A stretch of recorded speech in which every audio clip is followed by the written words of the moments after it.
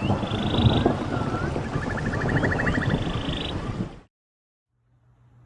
Slowpokes, it's Tourist 101. Welcome back to Worldbuilding Wednesdays. Sorry for the droning noise in the background, that's the fan. It is still hot.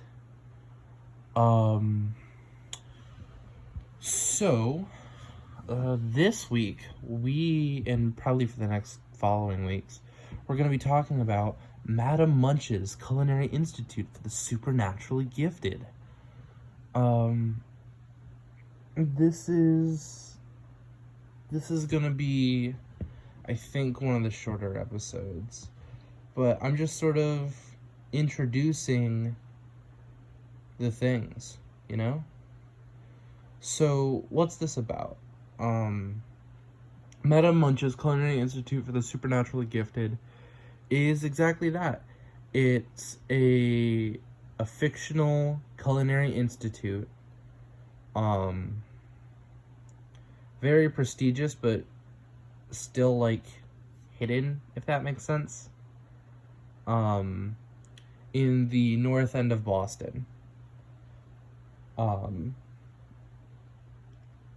And the person who started it was named, trying to remember, Massima Luna Munch.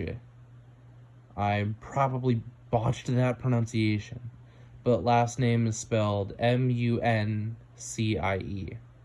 And because, you know, she was a woman way back in ye olden times when sexism was still relevant.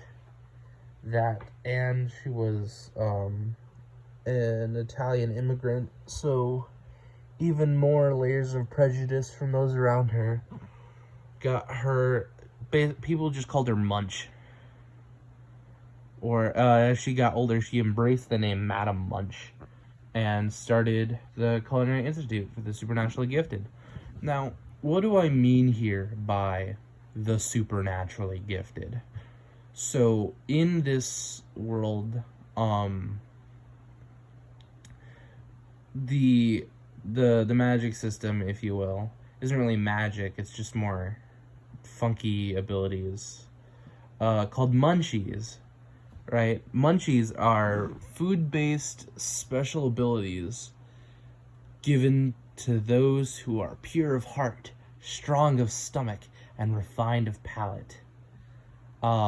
Each one is incredibly simple and relies on the users, and the users of the munchies are called a foodie, creativity, in order to truly harness to their maximum potential, which is what the Culinary Institute is all about. It's teaching you how to use munchies to the best potential, both in and out of the kitchen. So, munchies were created by the ancient ancestors of humankind. So, in our world, humans, before we, like, developed society and such, were hunter-gatherers, right? But some people hunted, some people gathered food. But there were those who prepared the food. And much like professional chefs nowadays, they had it down to, like, a science, you know? Or not a science, it was some kind of, like, magic to them. 'Cause I guess it was a little magic. But, then this sort of developed into, like, tribes of these preparers who prepared food, making it, like, their culture, you know? Munchies created by the ancient ancestors of humankind. And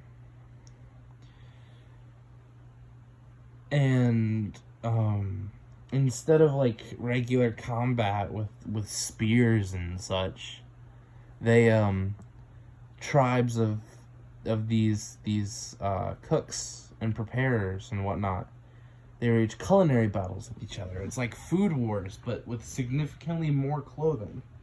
You know?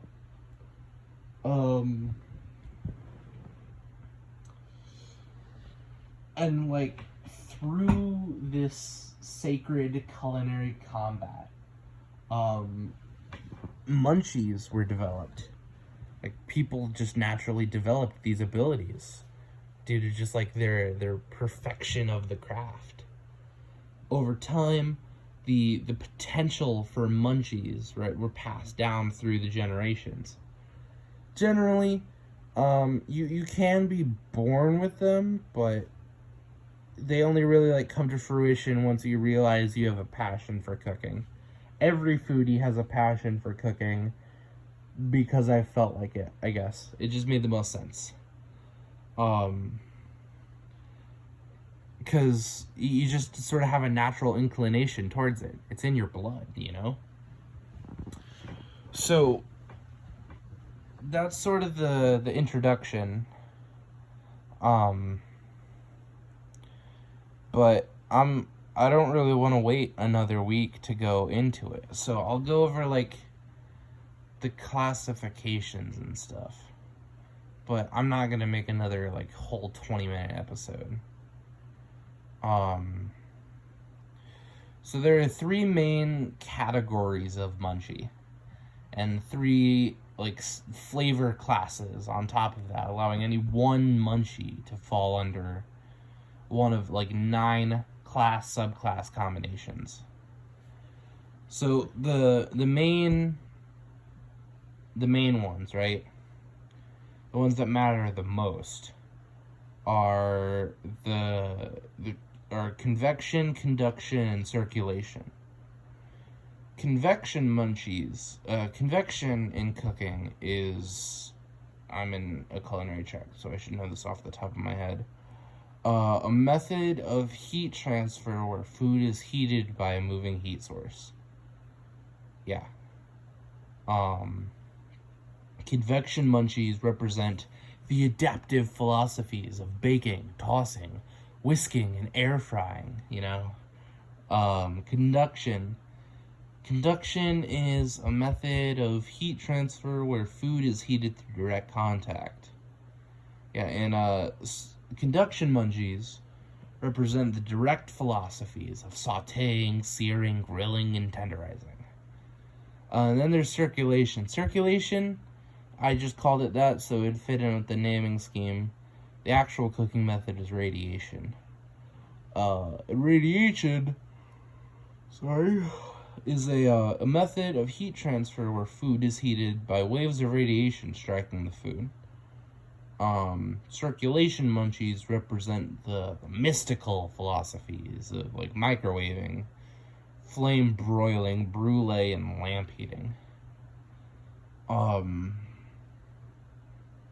those really like determine what your munchie does, like what its main purpose is, like how it achieves its goals. And then the 3 flavors are sweet, savory, and spicy. Sweet, sour, and fatty tastes all fall under like the sweet subclass. Salty, umami, and starchy tastes fall under the savory subclass. And spicy, metallic, and bitter tastes fall under the spicy subclass. So I'm gonna go into a lot more detail at a later point in time, but just to give you like a little taste, if you will, a free sample for next week's episode. Let's see. I'm gonna just list out 9 of these, 1 from each combination. So, sweet convection, or convection sweet, I should say. Puff pastry. Target puffs up, reducing their weight, and then the user becomes denser, proportionally, you know?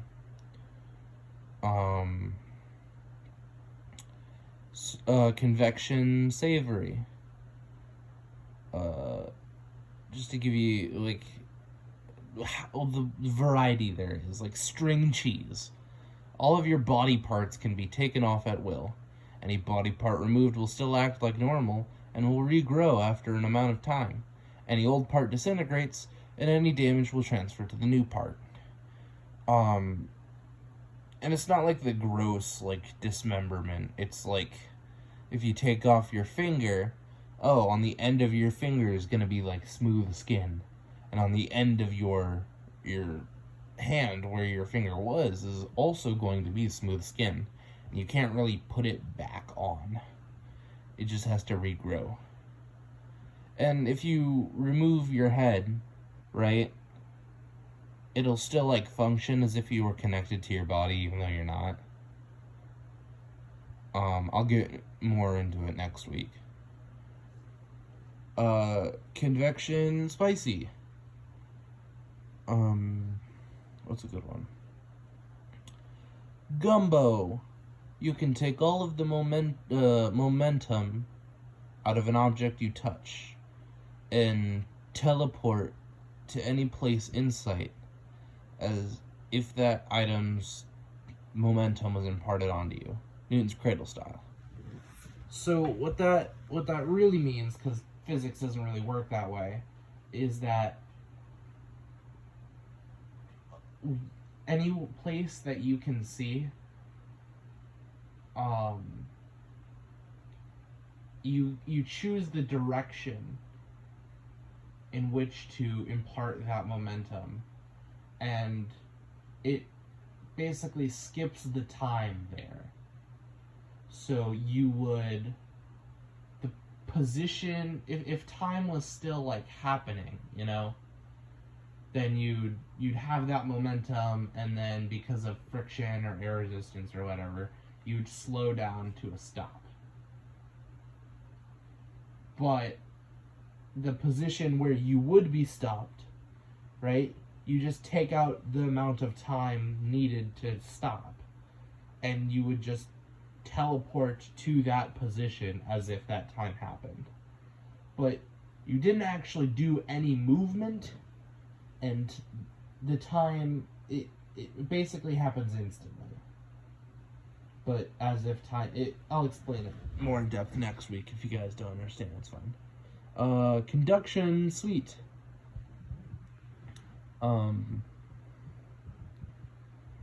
Mixed cocktail. Become the material of something you touch. Only works on physical stuff. You ever seen Kevin Levin from Ben 10? Yeah, that. Conduction savory.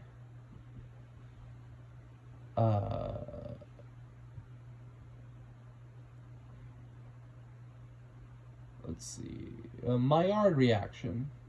Any damage sustained will cause the damaged part to become tougher, stronger, and faster. Wears off rapidly. So if you were to smash your finger with a hammer, your finger would be like a super finger. It'd still hurt, but it'd be tougher, stronger, and faster at one finger.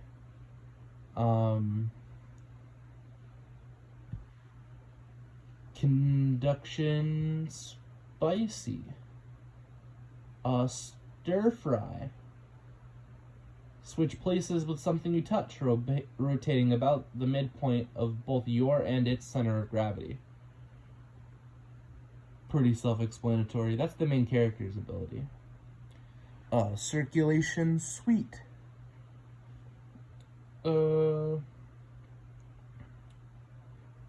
Breakfast.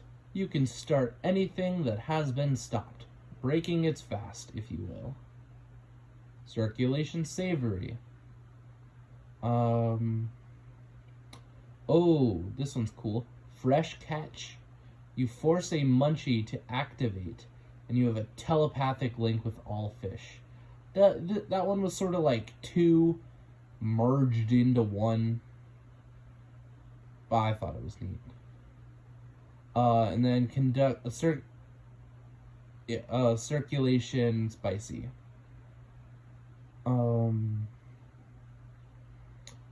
What's a cool one? Silverware. Target thing slowly becomes magnetic over a period of time. The magnetic pull becomes stronger and stronger. Magnetic pull reverses at the same strength once the ability stops and will like wear off over the same period of time. So, basically, if you have a fork, you can make that fork magnetic even though it wasn't before. And so, the magnetic pull of it to other things, if you just let it be on the floor, it'll move across the floor to that other thing. Unless that other thing is smaller than it. It follows all the rules of magnetism. So, mass and weight and stuff. Yeah. But then, instead of being attracted to the magnetic things, it instead repels them.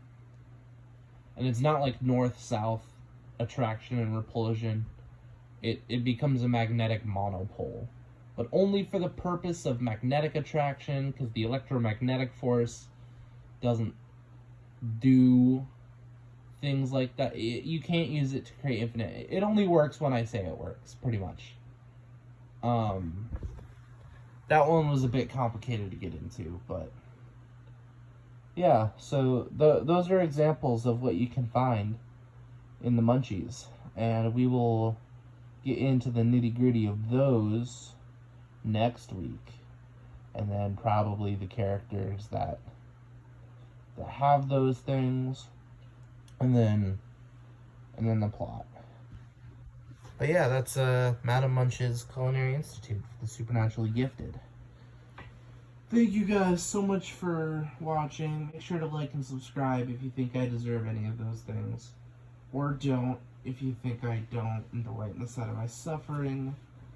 Make sure you ring this notification bell on your way out. She works very hard informing you 3 times a year I actually upload something. If you could set your notification settings to all, that would save her on paperwork, me on labor costs, and everyone a whole lot of stress. Thank you again for tuning in this week for World Building Wednesdays, and say bye to Gilbert on your way out. Bye!